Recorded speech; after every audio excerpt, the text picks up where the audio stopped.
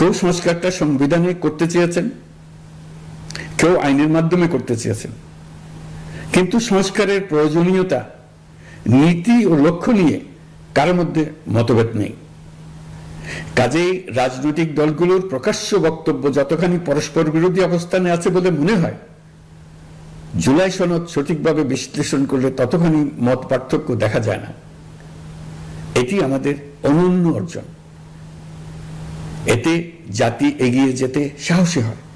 এসব বিবেচনায় রেখে এবং রাজনৈতিক দলগুলো কর্তৃক স্বাক্ষরিত জুলাই সনদকে মূল দলিল হিসেবে ধরে নিয়ে অন্তর্বর্তী সরকার আজকের উপদেষ্টা মণ্ডলীর সভায় জুলাই জাতীয় সনদ সংবিধান সংস্কার বাস্তবায়ন আদেশ 2025 অনুমোদন করেছে। এটা বিরাট খবর। প্রয়োজনীয় স্বাক্ষর শেষে এটি ইতিমধ্যে গেজেট নোটিফিকেশন করার পর্যায়ে পৌঁছে গেছে। জুলাই সনদ বাস্তবায়নের লক্ষ্যে এই আদেশে আমরা গুরুত্বপূর্ণ কিছু বিধান গ্রহণ করেছি।